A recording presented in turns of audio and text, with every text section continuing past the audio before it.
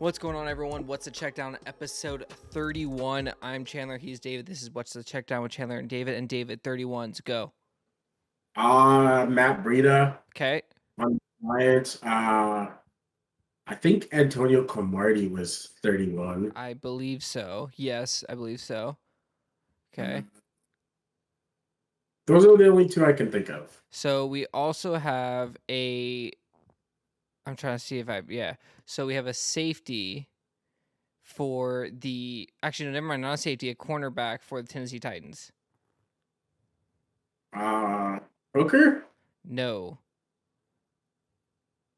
Kevin Kevin Byers. Kevin Byers. Yes, yeah. DJ Dallas is another one. Peyton Barber and Adrian Amos as well. Oh, So there are some 31s for you. And officially in week 11 of the NFL, there are no more undefeated teams in the NFL. RIP. Oh no, what will we ever do? Teams don't get lucky wins like they used to. No. The what is it? The Dolphins can pop their champagne once more. Yes, the, like 1972. Crazy times. You know, it's funny to me that the Patriots did actually. I don't think. Okay, realistically, do we ever see an undefeated team in NFL history again? No, I think it's too hard to beat every team in the NFL. Or whatever you're. I think it's players don't play injured anymore. Things just aren't the way. The offenses are way better. The defenses are much better. You figure film is better. It would be quite impressive if a team was to go undefeated. It just doesn't happen. It just doesn't. Yeah, even the Chiefs lose. Even the Bills lose.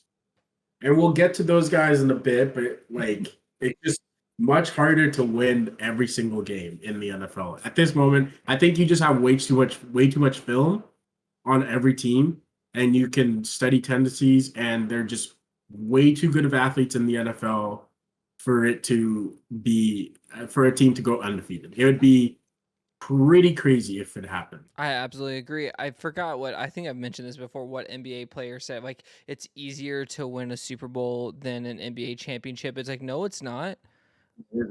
It is definitely not. Like, ask the Rams. Ask the Rams. Because like, the true. But when you look at like the NBA and the NFL, the NBA, you can have an off night. You really can. You can have an off night, and you can still technically win 81 games. 80 games. You can make the playoffs only winning 42 games. In the NFL, you have an off game, your entire season can be derailed. Absolutely. There's more moving parts to it. There's 53 players rather than 15 players. There's so much more when it comes to the NBA or NFL rather than the NBA, and I hate it when people go like NBA championships are hard. Even in the playoffs, if you have an off game, you have 7 games. Shit, in baseball you have less. Baseball, there's a wild card series, it's 3 games. A divisional series, it's only 5 games, and then you get to 7 games. Yeah. It's crazy. It's crazy to me to think that and like this is probably something that not a lot of people understand, but the momentum swings in the NFL and the NBA are so different because you could have stretch runs where you're so bad and then still get back to getting into the playoffs and possibly winning the playoffs. The Warriors started off, I think so far they still have a losing record. And I guarantee you the Warriors are going to be in the playoffs, if not in the NBA Finals again. I mean, last year for them, it was the same thing, wasn't it? They started off very weak. Everyone was like, what's going on? And then once Clay came back and everyone get back on board, they went to the playoffs, and that's what they do every single year. And think about the Rams now. The Rams won last year. They started off slowly. They've not been able to get back to where they were. And so for me, it's just not the same at all. You can assemble a super team like the Rams have and still not make the playoffs in the NFL. It's way harder to make the playoffs way harder to win a Super Bowl in the NFL. I That's why agree. you don't. That's why you don't have many repeating Super Bowl champions. Yes. I could probably go off like 6 on one hand with how many people have repeated in the NFL. I bet you at least 10 teams in the NBA have repeated. Minimum. I mean, in recent history, like, I mean, there are Yeah, three peats. We forget there's three peats. Like the yeah, last three peat in the NFL was the Dallas Cowboys in the early '90s. And what have they done since? exactly. Buffalo Bills made it to the When Super Bowl for 4 times and couldn't win it. Yep. I think that's It's just a franchise problem. I don't think that's an much NFL harder. problem. And again, we will get to the Bills. We get to those Bills. So this week we are going to rebuild a team, see if they can beat the team that we created last week. I want to talk about refereeing a little bit and like officiating in the NFL, and I just kind of want to get thoughts on that, and let's try to think of solutions to the referee epidemic that we have in the NFL. And you have some questions for me. That's different. I want to sit back and relax and look like the asshole. Changing it up. We're changing it up today. So, where would you like to start? Which? Let's go refs. Let's go refs. It's right on my mind right now. Okay. Yeah. Go ahead. Do you want to talk the Monday Night Football call at the end of the game? I want to talk about a couple of calls at the end of the game, actually. Okay. First of all, the no face mask. And I understand, and I have the perfect solution for it. It's already being used currently, and I think it's great. I think it's amazing. I think it should be allowed in the NFL as well. But the face mask for fumble, I think that should have been the face mask happens before the fumble. That should have been a face mask, not a fumble. And the Eagles should have been allowed to continue to play. And actually just to pause the tangent for a second and go back to what we were just talking about. This is why it's so much harder to win in the NFL, because the refs affect the NFL more than they do the NBA. I believe that the refs in the NFL can personally ruin the game in a single foul swoop. Yeah. Rather than in the NBA. Actually, here's the thing. Actually, I disagree.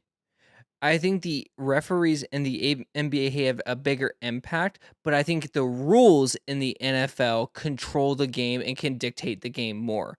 Why? Yeah. I'm sorry, I can't do the pass interference where the ball is placed, like where the foul happens. I hate that rule.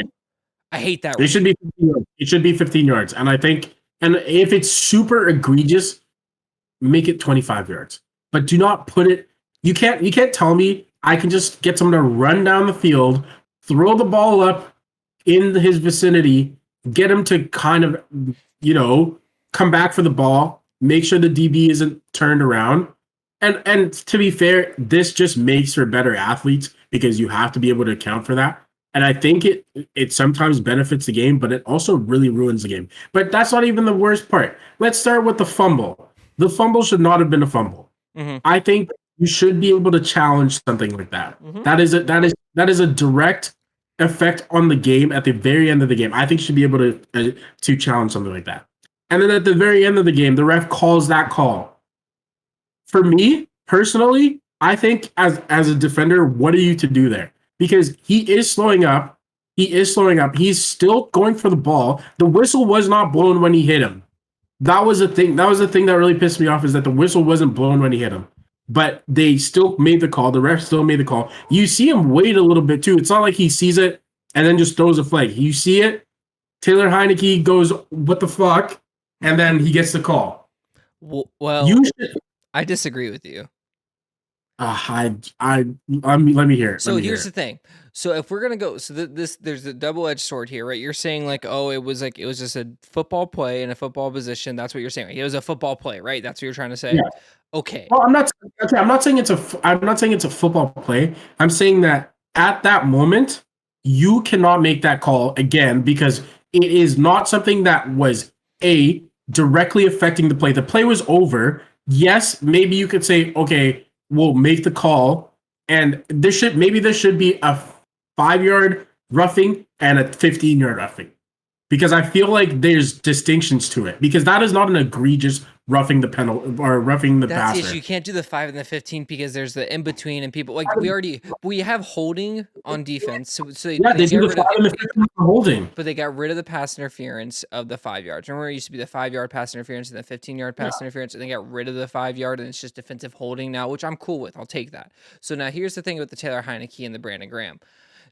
To me, it was the right call, absolute right call, because of where the NFL is going. So here's the thing: if they are consistent with this, Sure, yeah, you're right. Yeah. so if they're consistently say player safety is important, quarterback safety is important, he's defenseless, he gave himself up.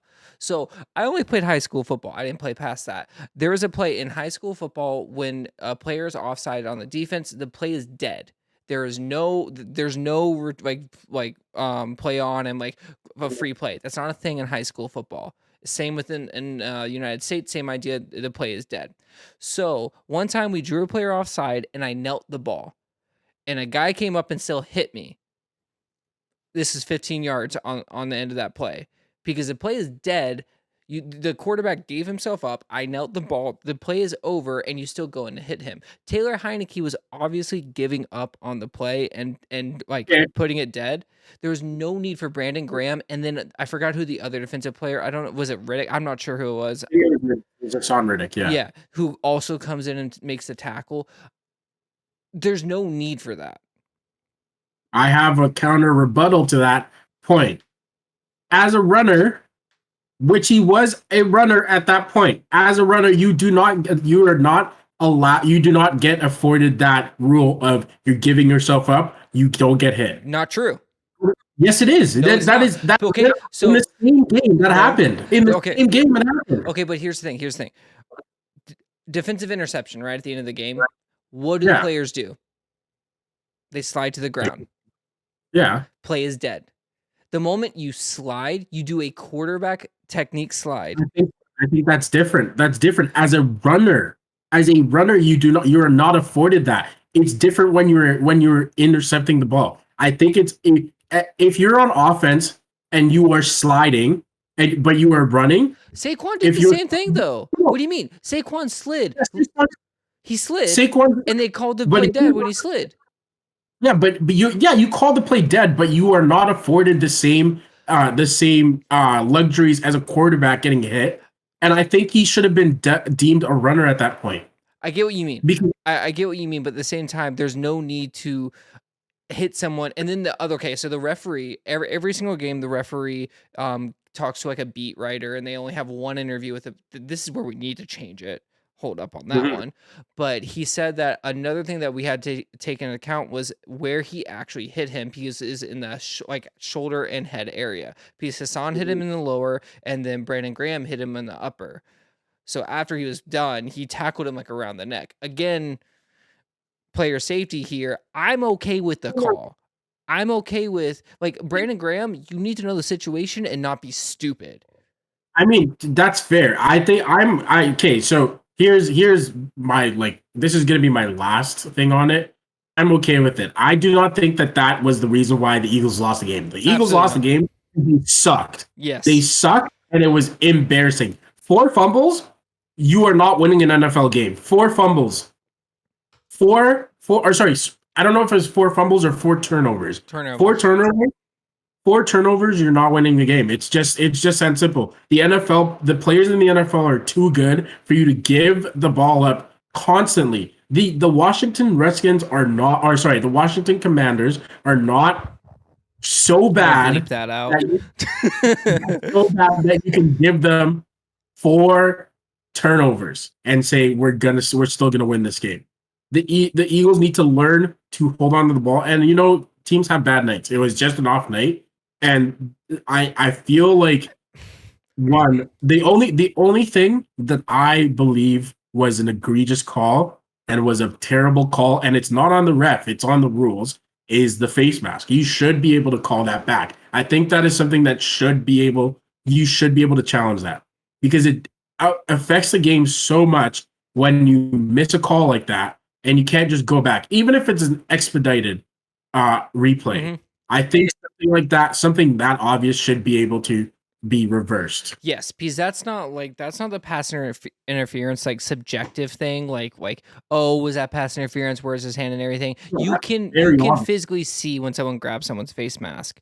You Yeah. can see a hold, like a egregious hold. You can see certain of those fouls in certain circumstances, and if you have a challenge, you have a challenge. You don't see many challenges now in the NFL. They do Yeah. instant replay on everything. And they do quick reactions. Like I haven't looked this up. I'm very curious if I did look it up, how many challenge flags have actually been thrown this year compared to how many games have been played. Hmm. Because for the games that I watch, I don't see a lot of challenges. I see a lot of replay reviews from called from the officials, but not from the coaches themselves. Yeah. And I thought every turnover, so every turnover and every touchdown Turnover. gets reviewed. So here's the thing. On a turnover like that, you can see clearly it's a face mask. There should be a way, there should be a rule that a ref can call that afterwards because it happened. It's not like it didn't happen. You should be able to go back and say, hey, that was a face mask. That was the direct reason why the ball was fumbled. My neck is being snapped this way. I'm not going to be worried about the ball. So it should be able to be reversed. And I know it's going to be a double-edged sword one day if that does happen, and my team happens to be the one to make that mistake. But I think it does make the game safer as well because it makes you play a little bit more careful, and you're not trying to ream someone's neck off or head off and pull at the ball at the same time. It's just it was such a bad play to me. It was such an obvious call. And I know it's because there's replay. I know that's probably a factor in it, but his neck was basically he looked like an owl. Yes. You should be able to see that on the field. And you So should be able to do that. so you think replay reviews is one thing we should do to like help with that? I have another one. We have cameras everywhere. We have cameras in pylons. We have cameras in the first down sticks. We have cameras, sky cameras. Wait, do not put cameras in the ball. No, what the no. Why don't we Okay. have cameras on the officials? That's a good point. That's a very good point. See what they're seeing. I would love that. I think that fans would appreciate that because we forget these guys are human. Like we literally forget that these people like a 45 to 70-year-old man is running down the sideline watching 22-year-olds tackle each other at full freaking speed. The best athletes in the world. I'm sorry his eyesight. I love you guys, but it's not perfect, okay? Yep. So instead of always just shitting on them, put a fucking GoPro on their chest. Get the body cams that police officers run with. They're not expensive, for one. For two, Mhm. it adds an element to the game. And three, it would make performance reviews for the NFL that much easier. On your Yep. camera, I can see this hold right here. Why didn't you call the hold, sir? Just like that. I mean, I like the idea. I think it's a great idea. Don't even show it to the fans. Don't even let the fans know. Don't even let I'm them see the too footage. confused. But don't let Yeah. them see the footage. But you can use that footage for replay review or for, like I said, performance, and that keeps it referees more accountable. What's so bad about that? You put cameras literally everywhere to the point where Mac Jones can't throw a football. You can put Mhm. it on a referee's chest. I agree. I think that's a great idea. Actually, I never even thought about that. I still go with the replay because it's like really easy to do, and they already do it for almost everything else. They can expedite a call. They can expedite a. They can. There's someone watching the play to tell you when a player needs to leave the game because he's been hit too hard. You should be able to reverse a call or go in and make the right call. I think that is very simple, but Yes. that's just me. And also have the referees in the press conference room and actually talking to reporters, not just one person. Not just a Yep. report. I want to see them on camera when they say the shit they say. I agree. The players have to do it. The coaches have to do it. They're forced Why don't to. they? But Yeah. also, the referees aren't even paid for full-time employees by the NFL. Who are they So, paid by? well, they're paid by the NFL, but they're not full-time employees. That's the thing about I, them. yeah. Yeah. So, it's just for me, I think cameras on officiating, why not? That'd be interesting. That'd be fun. Yeah. It'd be I think that'd different. be. Great idea. Replay review, I agree with you, needs to be implemented more. Like replay review in the point of let coaches use their challenges for it. Why not? Yeah. Like, why not? So Yeah. You should give it a challenge, a play call or a call, yes, and they should go back and say, hey, that's the wrong call, or hey, we should make this call instead. yes, I agree. Yeah. Um, I want to talk about my favorite play of the week.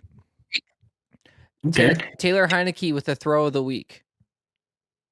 The interception? No, the ball that is snapped above his head, he has to run 20 yards backwards, gets out of the pocket, and then throws the ball past the line of scrimmage. Incredible. Like incredible. Truly. Yeah, I mean it pretty much was the turning point of the whole of the game for They for score that from drive, right? If I'm not mistaken. yeah. They scored in on that drive. That was their first score. I believe that might the game was looking like it was gonna be a lopsided game because the Eagles were up, I think, one one score already. And like they were looking like a force at that point because the Commanders were not looking like they were ready. No, And that definitely helped out. that was a great throw. Great like heads up to do that. That's what makes Taylor Heineke such a weird QB is like he's the epitome of the backup quarter. He is Nick Foles. He is the next Nick Foles. He just for and ironically he's behind Carson Wentz. Can't catch a break, that guy. I mean, if he gets a Super Bowl with the Commanders, I mean, don't forget, people forget Carson Wentz. He has that chip. He does have a chip, yeah. You're not wrong. People forget Carson Wentz has a chip. So does Matt Ryan have a chip? Nope. I'm just saying. So Kirk Yeah, Cousins I doesn't think have a chip. Cam not Newton yet. doesn't have a chip. Never gonna happen. Yeah, I honestly think Taylor Heineke should be the starter this year. I think that he is a much better quarterback than Carson Wentz has been in the last 2 years. And maybe it's just because Carson is just I don't know what it is. He just can't stay on schedule. Taylor Heineke can. I think it should be Taylor. I personally believe that when it comes to the Commanders, they didn't have a run game. Like, think about it. They haven't run the ball at all this year. They just told Carson to stand in the pocket, throw the ball, and get hit. When Taylor comes in, it's like, okay, we need to run the ball. And they actually run Yeah, the I ball. So so you think an upgrade to Taylor Heineke is Carson Wentz? I think that you run a different offense, and one is meant for offense to be ran, and the other one is meant for the quarterback to run it. Okay. So Taylor Heineke is not going out there making off-schedule plays, right? He's making the scheduled plays, like you were just Yeah. referring to. He's Yeah. making the plays that are drawn up for him. I don't think that Carson Wentz is getting the same luxury. Okay. Yeah, I can see that. I still think that the blueprint is the exact same. You have two great running backs. You have very good receivers who work really well in play action and can get open in play action. You should keep running the ball. I think the Commanders, if they continue to run the ball, will be a very difficult team to beat. And they just keep getting better on defense. And they're gonna get uh why is his name escaping me? Young, Chase Young back. Mm-hmm. He's a force, and I think it's just they might be a contender, at least a playoff contender. So I'm just curious. You say they have like two great running backs, right? They have the 20th best running offense in the league. And I think it's because they haven't ran the ball very much. That's what I'm saying. Like they only have 11 more yards for them than against them when it comes to running. And to be fair, Brian Robinson was out for most of the season. Why? And oh, I can't remember. Many men. Yeah, they really got him. They didn't get him. That's the thing. They didn't get him, and I'm glad that didn't happen. But I don't think Antonio Gibson is like he's a premier back. I think he's a very good complementary back, and I think that Antonio Gibson and Brian Robinson put together, great backfield. Great backfield for sure. Yeah. Anything else you have to say about them at all? Well, I'm kind of nervous about them playing the Giants now. That's Okay. for sure. All right. So, do you want to go into building the team, or do you want to ask me some questions? Let's build the team, and then I'll ask questions at the end. Okay. Yeah, we'll wait for. I have a question for you, but we'll wait for it. All right. So last week we had a team. We're gonna see if we can beat this team. I will do the calculations after to see which team is best. So I was thinking about what you said that we do it for fantasy points, like up to this point. We'll do their best fantasy performance of the year so Okay. far. That way, like, because I mean, obviously Oh points yeah, are that good. makes Yeah, sense. Yeah. yeah. So we'll do best fantasy performance for coach. We'll still do wins and losses, and we'll do it to the newest week. Okay. All right. So we are going to spin the wheel and create the teams of our choice. So to make sure it is a head coach, a quarterback, a running back, 2 receivers, a tight end, an offensive line, a defense, and a kicker. So the first team, David, that we have is going to be the San Francisco 49ers. Give me their running backs. Christian McCaffrey, is that where we're going to go? McCaffrey and Elijah Mitchell. Well, you got to choose one. Well, And you're not going to choose Debo? No, I'll choose the running back. I'll choose McCaffrey. All right, you want to choose McCaffrey? All right, we're going to the Yeah. next one now. The next team. I'm surprised you did not go with your boy Debo. I would, but he hasn't had a great season, so I'm just gonna go with. I'm going current. Okay, so we're gonna go Tampa Bay Buccaneers is the next one. Give me their defense, I guess. Buccaneers defense. I was thinking their kicker, but I can go defense. Nah, I'll take their defense. I think their defense. You don't is want their pretty good. offensive line? I'm good. I'd rather not. I don't blame you. All right, next one is going to be Arizona Cardinals. D Hop. Yeah, give me D Hop. Yeah, easy, right? I don't think we need to argue about that one too much. All right, next one. I could even go more on that one. I can go Ertz for a tight end. All right, the next team, Jacksonville Jaguars. Oh, do we have 2 running backs or 1 running back? Only 1 running back. Okay, give me Trevor Lawrence. Actually, you want to go Trevor Lawrence? Oh, give me that O line. Give me that O line. Yeah, give okay, thank you. The Jags O line. We even had this last week. Well, we picked O line last week for the Jacksonville Jaguars.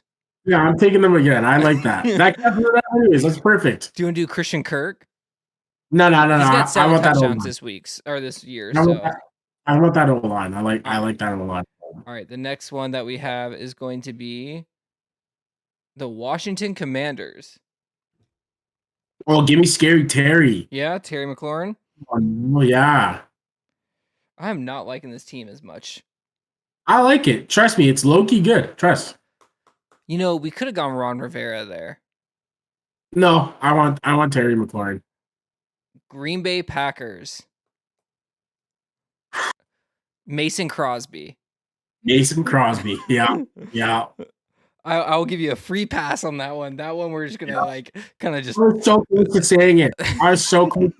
But I just no, thank you. Okay, this week you can go with him. Cincinnati Bengals. Joe Burrow. Yes, sir. Yeah. There we go. See? Respect. Yeah. I like that. See that now our team's getting better. Joe Burrow probably I'm pretty sure he had a 40-point fantasy week at some point this year. Okay, so Indianapolis Colts. Do we go with the weekend? By the way, I'm calling Jeff Saturday the weekend now because he's a Saturday that wins on Sundays. That's all I gotta say. I mean, I'll take Jeff Saturday as my coach any day. He's 1-0. I mean, oh, perfect. Who's their tight end? Mo Alley Cox. Okay, so Saturday we go for head coach. I'm not a huge fan of that one, but he is undefeated. Yeah, hey, undefeated. Can't get any better. All right, the tight end of the day, Pittsburgh Steelers. Oh, let's go, Pat Freiermuth. There we go. Great tight end. I personally think our team last week was better. We'll But see when we do the calculations. Jeff Saturday is a head coach. Our quarterback is Joe Burrow. Our running back is Christian McCaffrey. Our wide receivers are DeAndre Hopkins and Terry McLaurin. Our tight end is Freiermuth. Our offensive line is the Jacksonville Jaguars. Our defense is the Tampa Bay Buccaneers. And our kicker is Mason Crosby. That is our team of the week. I like it. All right. This week I made sure to hide the slice every time I spun because I did not want to do the same thing we had last week with the same teams. Fair enough. All right. All right. So you have questions for me. I thought you had a question for me. I do, but I want to see which way you go first because my question is about a player specifically. All right. Okay, so my questions are fraud or studs? And I'm going to go teams this time. We can do players, we can do whatever. But I want to know which teams you think are fraudulent and which teams you think are for real. Okay. Especially right now when we're like halfway through the season and we're just starting to figure things out and things are starting to balance out. I would like to know, are the Miami Dolphins frauds or studs? I want to go frauds. And the reason being is who they've played. And that's why I look at as frauds. They have a stretch. If they can win 2 out of 3 out of that stretch, or 2 out of the 5 games, go 2 and 3 of that stretch at the end of the season, they're studs. But right now, I say frauds. I do. Frauds. 7-3 frauds. What? 7-3 frauds. Yes. 7-3 frauds. All right, let's go with this. You want to do the research of the 7-3 frauds? Here are these teams that they beat. Okay, so I'm going to them now. We're gonna go to the teams that they've beat: the New England Patriots, the Ravens, the Bills, the Pittsburgh Steelers, the Detroit Lions, the Chicago Bears, and the Cleveland Browns. Okay, so 2 teams that you would say are not frauds are studs. We won't get there yet. Okay, because but the Cleveland Browns are they on this list? They're a pretty good team. They play teams close. I don't know. The Chicago Bears. Hey, I'm not arguing you. I just want to know what you think. All right, next one. Frauds or studs? The Jets. The New York Jets. Are they frauds? Or are they studs? This one's hard. Yeah, it is. 1 year too soon frauds. Okay. Do you know where I would go in that? Their defense is stud as hell. Yes. Their offense is fraudulent as fuck. Yes. That's how I would go. But I agree. 1 year too soon. 1 year too soon. And hopefully them winning this year does not mess them up. That's why I'm cool with the Jaguars being 3-7 right now because we are looking really good. We're on the cusp. I'm like, okay, next year we'll be good. The New York Jets are going too soon, going into it too fast. And I think the Dolphins are doing the same. Okay. And do you think they replace Zach Wilson next year? No, they did not replace Zach Wilson. He has not been put in the best situations. People don't realize he's not been put in the best situation. All right. Okay. This one's going to be a little surprising. But are the Bills frauds or are they studs? They're studs. Because you think they're studs? They're studs. Okay. I don't need a reason from you. I just want to know what you think. Are the Chargers frauds or studs? Frauds. You're not even going to give me a reason. This is my question. This is actually my question I was going to ask. Okay. Do you remember your running back rankings, or do you have them at all? Yeah. Where's Austin Eckler? He was top 10. Okay, but where? I think he was like 4. Really?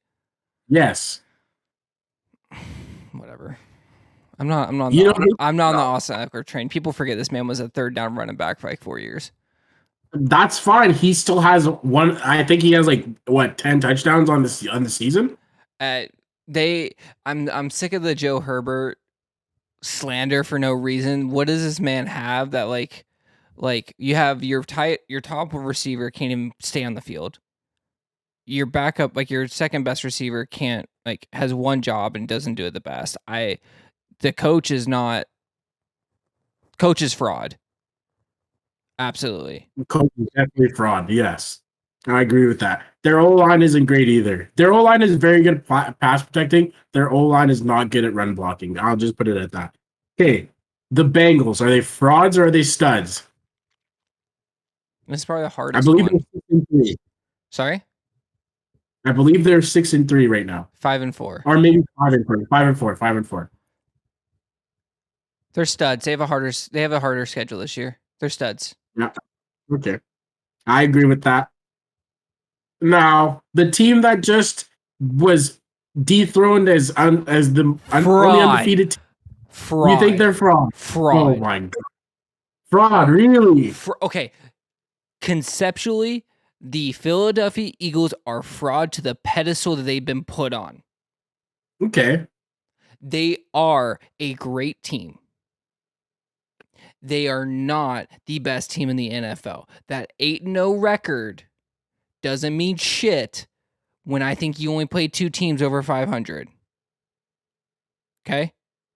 Are they frauds to the point of the, I believe, 2019 Steelers? No, Okay. because this team is actually good. Okay. They were I exposed think this week by the Commanders, but again, that's a yes. divisional game. So I can't I even get mad at them on that. think there's a very easy blueprint to beating them. I can tell you that right now. I mean, the And Jaguars almost beat them. Like they're not out here blowing out wins. yes, you're not wrong. And the Lions almost beat them at the start of the season. Let's not forget that. The Lions almost beat them. All right. Are the Giants frauds or are they studs? Frauds. I'm going to answer this one for you. They are fraudulent as hell. And I'm sorry to say it, they have the easiest schedule, and we still almost managed to fumble that last week. That's how I know we are frauds. We're 1 year too early.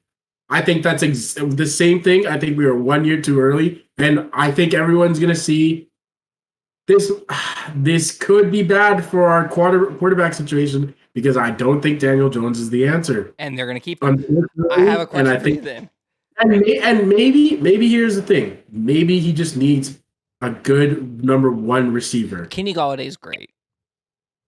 Yeah, I don't think he's played all year.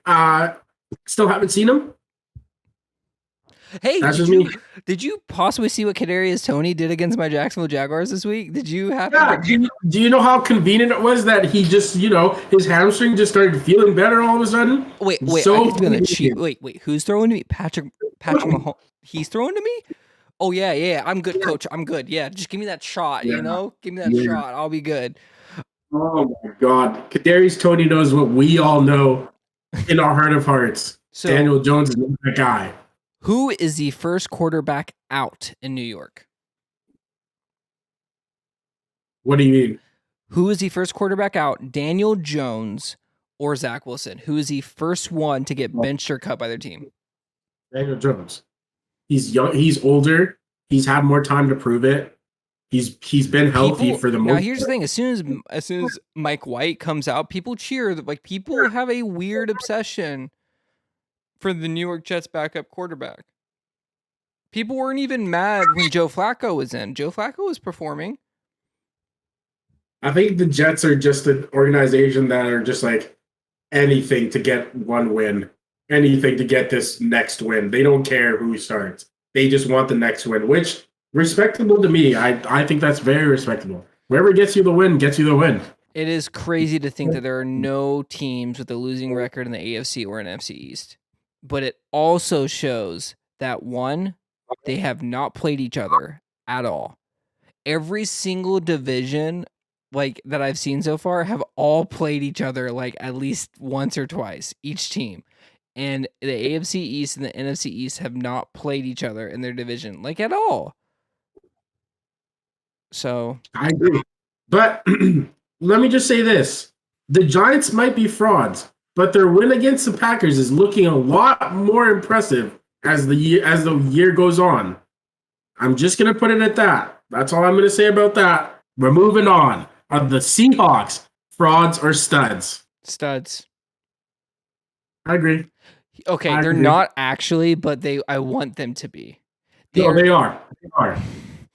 I think they are. They are I not definitely. frauds. They are not frauds. They are absolutely There's a not few. fraudulent. They're very much teetering, and I think that they might be teetering a year too early. And again, I think Gino for them might actually be the I answer. don't think he is. I think he might be. So I don't think he's the answer, but I'm telling you right now, I would take him over a lot of starting quarterbacks in the NFL right now. I would take him on Absolutely. my team right now. I would take him on my team right this very second. So you want to go through that? You want to go Geno Smith or? We'll do that. We'll do that after this. I Yeah. have two more teams for you. Now let's get to it. Are the Cowboys frauds or are they studs? They're frauds. They've been frauds their You think they're entire. frauds? Okay. So Interesting. we say the Seahawks are like teetering to like frauds and studs, right? When the Dallas Cowboys go into a game, I don't expect them to blow out a team. So like the same as the Philadelphia Eagles have barely won any of their games. I think the Giants can win any matchup they have, but I'm not surprised when they lose. And that's the thing is like there are games like they win the games they're supposed to win, but do they win them in a convincing manner? And they lose the games that they're supposed to lose. And that's why like the Seahawks, like I would take the Dallas Cowboys over the Seahawks. So I would say that they are studs for that fact because I feel like they are better than the Seahawks, but at the same time, their team is just so damn disappointing. Okay. All right. I think here's the thing for me. I go into most games where the Dallas Cowboys are favored thinking they're going to blow teams in. That's how good I think they are on paper. But they always seem to let me down. So I do think they are frauds. I think maybe it's the coaching. And maybe it's not the coaching because No, we've it's had not. It is the front office. and yeah, maybe they need to set their team up a little bit differently. And guess who conveniently got 3 touchdowns scored on his head? I believe it was or Trayvon Diggs. Yeah, I think it was Trayvon Diggs by a rookie. So for all this talk that Trayvon Diggs is a really good corner, he can also be a very, very bad one at the same time. So that's just all I'm going to say about that. Let's move on. Last team, the Washington Commanders. Are they frauds or are they studs? Because they have proven that they can hold their own against good teams. They've proven that they can do it against the Eagles. They've done it against the Vikings. And I think those are two very good teams, as the Vikings just beat the Bills. And the Vikings are also 8-1. And in the words of I forgot his name, the old Colts coach. I think it was Colts. They are who we thought they were. And that's actually Arizona Cardinals, sorry. Yeah, Arizona Cardinals. I was thinking playoffs. Romeo Canal. Yes. Yes. The Commanders are the definition of 500. Okay. When They the Commanders make it to the playoffs, and I'm not Taylor saying, hey, Heineke. listen. There have been a lot of fraudulent teams that make it to the playoffs now. Okay. The Patriots, would you say? Do you think the Patriots were studs last year? No. Okay, they made it to the playoffs. I think the Commanders will surprise people.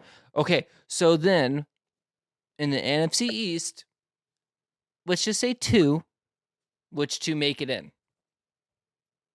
Out of all the people that we just talked about? Just in general, which two teams in the NFC East make it in? Into the Super Bowl? Into the playoffs. Like sure locks like that. Like Who do you think right now is going to make it to the playoffs for the NFC East? Just because the records are the way they are, I think the Giants and the Eagles. You think the Giants and the Eagles. Two. You don't think the Giants are going to fall off at all, and Dallas Cowboys are going to surpass them? I think their schedule is way too easy for them to fall off. All right. They have a good coach. Good coaches tend to win games that they are supposed to win.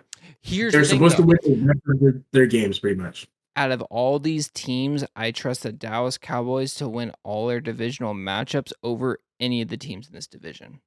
I agree with that. I am wholeheartedly agreeing with that. I still think the Dallas Cowboys find a way to not make it into the playoffs at this point.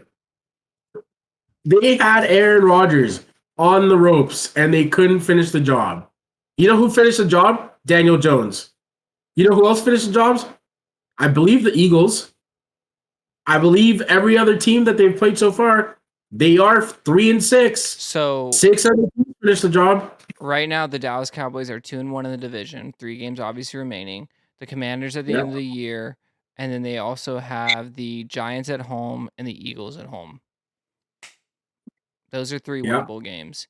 Tennessee Titans, winnable game. Jacksonville Jaguars, winnable game.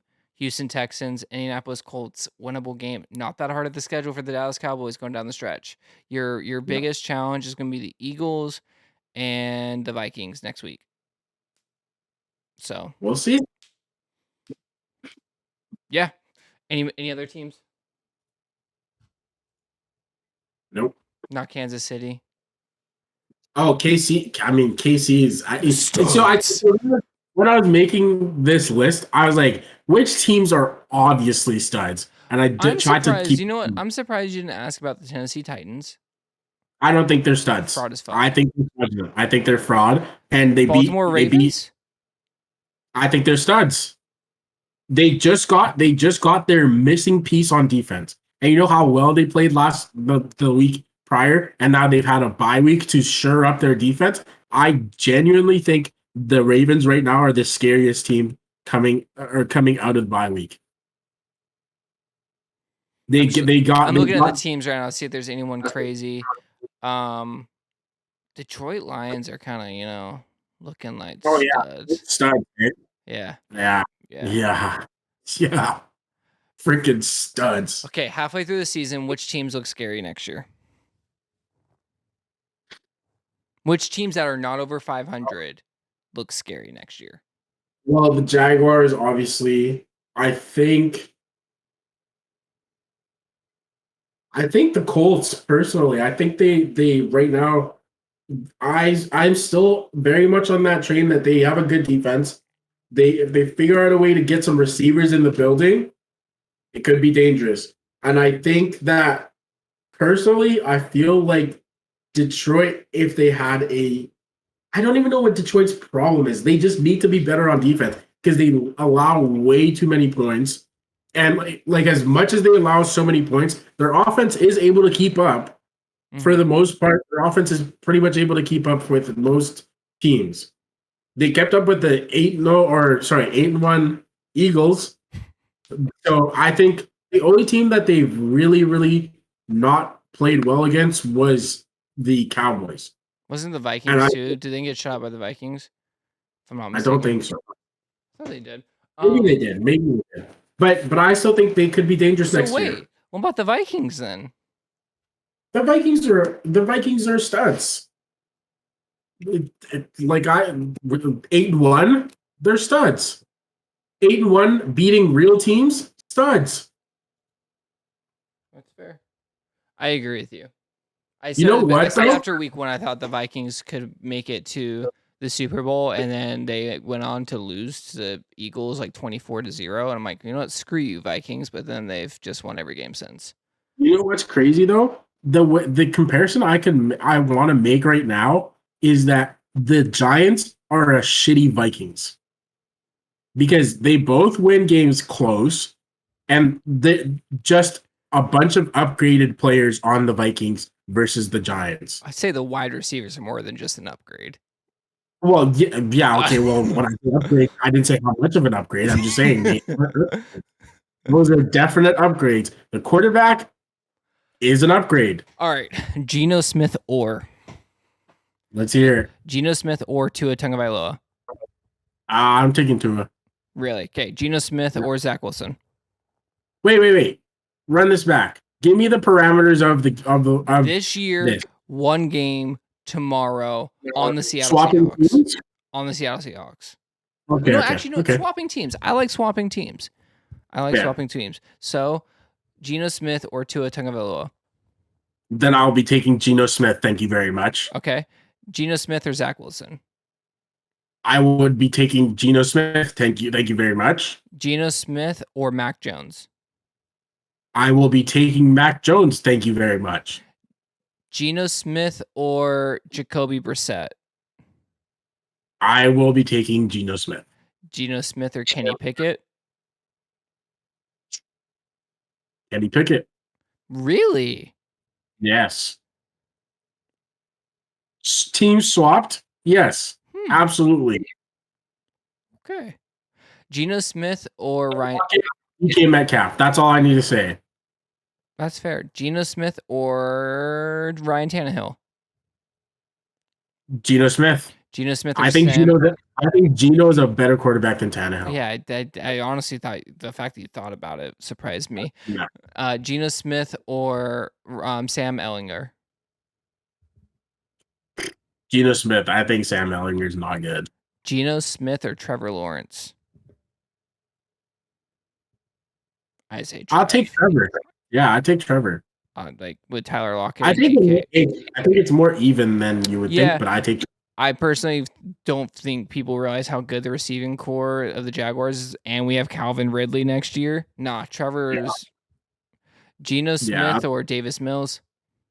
I'll take Davis Mills. Yeah, that team is not good. Yeah, Geno Smith or Justin Herbert. Justin Herbert, and it's not even close. Could you imagine? Could you imagine Justin Herbert and Pete? DK oh my god. DK and Tyler Lockett and Kenneth Murray Jr., Kenneth Walker Jr. Kenneth Murray is on the Chargers, actually. Funny enough. But yeah, no, I would be taking Justin Herbert and running to the bank, because that would be a disgusting team. Geno Smith. Yeah, I could. Geno Smith or Russell Wilson? It's Geno Smith, and it's not even close. Russell Wilson is trash. He is so bad. Okay, let me just go on my quick Russell Wilson hate train for the day. Russell Wilson looked like a high school quarterback last week. It was bad. He looked so uncomfortable in the pocket, and it was just maybe it's the fact that he's just getting used to this new team that he's on, and he needs a year to get better. But for me, it's just he's looked so bad. He's made a receiver as good as Courtland Sutton is look so pedestrian. And like sometimes he'll throw a really nice ball, and then the rest of the game, just terrible. And I don't know, I'm not a quarterback guy, and I never claimed to be a quarterback guy, but I've watched football for a long time, and right now he looks so bad. And I just don't get it. It just doesn't make sense to me. I don't disagree with you. He's garbage. He's hot garbage. He's a bottom 10 quarterback of starters this year. He makes his team lose games. Yeah, they have a great defense. Yeah. Or they did until they traded everyone, Bradley Chubb. Yeah, because I'm assuming they're just like, we have no chances here. Yeah. Geno Smith or oh my goodness. Geno Smith or Derek Carr? Derek Carr. I don't think it's his fault that his team is so bad. It's not Derek Carr's fault. Yeah. And I think it was evident this week. It is not Derek Carr's fault. Yeah, I don't know, man. Josh McDaniels is so bad. I feel so bad. I feel so bad for Derek Carr because he's gonna go down as the quarterback that could have been so great, but has just never had a good coach. Derek Carr is the next Geno Smith. Geno Smith might be the next Derek Carr. Derek Carr, whatever team he goes to, he's going to come into his backup. Honestly, you know what? Derek Carr on the Panthers. You know what? Derek Carr on the Giants, I would be praying for that. That's a clip. Money. That would be money. I would be so happy. Is Derek Carr an upgrade to Daniel Jones? Yes. And it's not even a question. Absolutely he is. I think Derek Carr on the Panthers would be good. Yeah, I could see that. I also think PJ Walker is not that bad. No, I don't. I love PJ Walker. I love his story. I love everything about PJ Walker. Derek Carr on the Commanders. Yeah, better. Derek Carr on the Dolphins even would be kind of interesting. Low Yeah. key, Derek Carr on the Buccaneers. Yeah. I think that's an automatic Super Bowl contender. Crazy to say it, but I think that's true. Geno Smith. This is a Think good one. about the quarterback. Sorry. Think about the quarterbacks who have left their teams recently and gone to a better team and just automatically win the Super Bowl. Just lost two Automatically Super won the Bowls. Super Bowl. Yeah. This is a good one. I like this one. Geno Smith or Jalen Hurts. Oh, it's Jalen. It's not even The team close. swapped. Jalen, and it's not even close. I Jalen Hurts is that guy, and I'm sorry for any Jalen Hurts haters. He is that guy. He is very good. So much so that they lost the game because they only had, I think it was like 15. And this is my guess here. I think they had 16 minutes of offensive play time all of last night to the 20. Commanders. It Like was 20 to I 40. think 20 to 40. So you kept him off the field and he still managed to put up what 20 something points? Yeah. 20 yeah, 23. so 23 points and that's the reason One why of they them lost. was like 6 yards, but Hey, that's fair. Some people can't score on 6-yard plays. Jalen Hurts is that guy, and he's still, in my opinion, in the MVP running right now. And I think we need to start talking about Geno in the MVP running.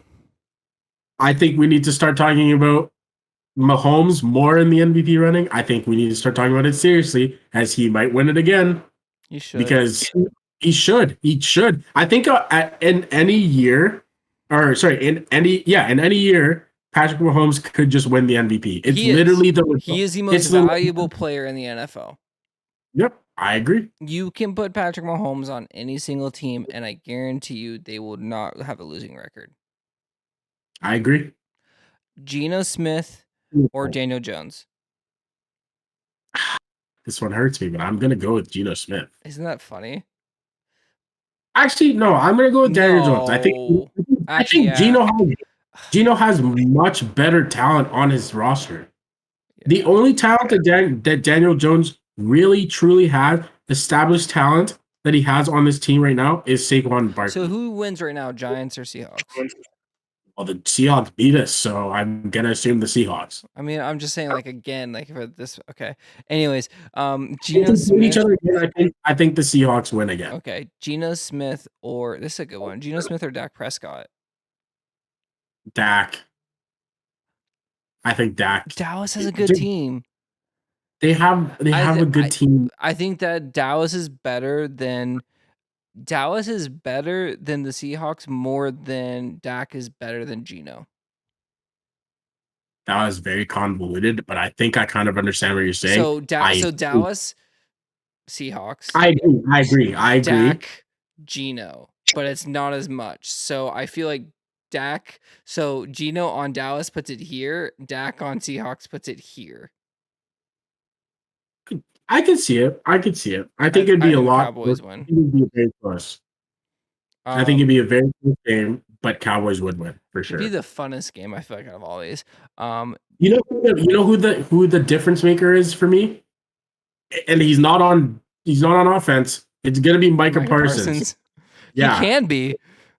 he's single-handedly wrecks games, and that's probably the only reason why I believe that the Cowboys could at any point blow out a team is because Micah Parsons and DeMarcus Lawrence can both wreck games single-handedly. Isn't it interesting that we love Micah Parsons so much, but we hate Trayvon Diggs? I don't hate Trayvon Diggs. I just think he's very risky. I think he's a big risk taker. And sometimes you got to take risks. And I don't see a lot of quarterbacks doing that. And so for me, he's good in his own way. He's good in his own rights, but he's not a conventional cornerback. No. Geno Smith or Aaron Rodgers. Geno Smith Yeah. or Jared Goff. Geno. The Lions with Geno Smith beats Jared Goff on the Seahawks. Yeah. Jared Goff makes some bad decisions. That's fair. This one I already know that this one's an easy one. This is an easy one. Geno Smith or Justin Fields. Justin Fields for me. Yeah, I know.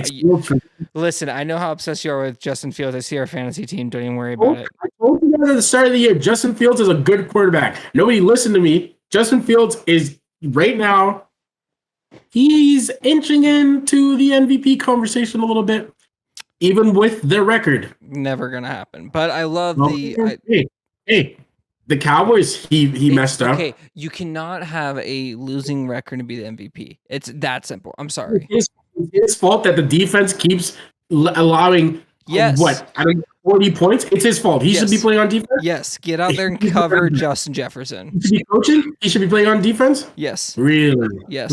He should do everything. Listen, if he can run for 170 yards in one game, he can do anything. Okay. All right. You're not wrong. He should be on defense. I think they need him on defense. I think their defense is absolute garbage. Geno Smith or Tom Brady? I'd still take Tom Brady. I would. Tom Brady? Okay, here's the issue. The issue with the Buccaneers is our offensive line. I think Geno Smith has a same team, but the Seahawks have a better offensive line. That's it. Two great receivers. No way. Geno would have no time to throw. You know why Geno's so good right now? He barely gets pressured. He sees very little pressure. Geno Smith or Marcus Mariota? Marcus. Yeah. Geno Smith. I think Mariota's low-key getting his groove back. Yeah, I agree. Geno Smith or PJ Walker? Geno Smith. Panthers are trash. Wait a second. I forgot which team we were talking about. it's PJ Walker. Unfortunately. Sorry, Geno. I can only defend Geno so much. I don't know who to even say here. Geno Smith, Andy Dalton, or Winston. Geno Smith. Yeah, still Geno. Actually, no. If it's Andy Dalton on the Seahawks, I might take Andy Dalton. You think Andy Dalton's pretty good? He's not that bad. He's not. I'm sorry.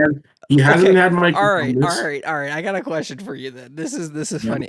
Andy Dalton or Jimmy Garoppolo? Jimmy Garoppolo. Oh, shut up. Jimmy G. Shut up. It's that's why Jimmy G is where he is. And did you Andy see Dalton the stat that Jimmy G is one he's 10-2 in a game that he hasn't scored a touchdown? He didn't throw interceptions. Stop it. Okay. He didn't throw interceptions. Anyways, Geno Smith or Jimmy Garoppolo? Oh, it's Geno Smith. Unfortunately. Easily.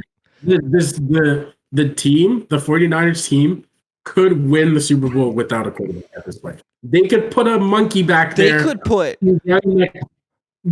a 5-year-old back there to run. They could have their running back that they just traded for throw for more touchdowns. Play quarterback, yes, I think so. They're much better. They could run Wildcat the rest of the year. They could, and they would. They have win. Tebow. They have Christian. They really could. Brandon Ayuk could get back there. Let's not disrespect Jimmy Garoppolo like that. I still think he's a very good quarterback.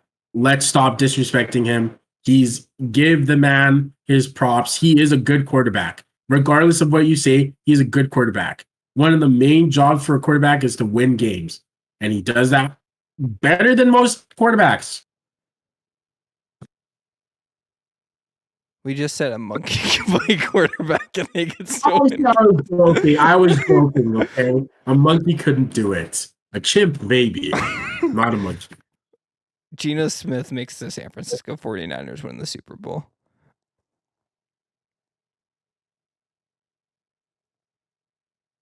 Geno Smith or Kyler Murray? I'm going to take Kyler.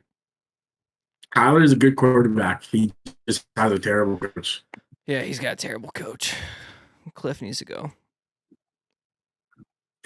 Cut him. Geno Smith or Matthew Stafford? Matt Stafford. Easily. Right this very second, I would take Matt Stafford because Cooper Kupp is down. Geno Smith or Drew Lock?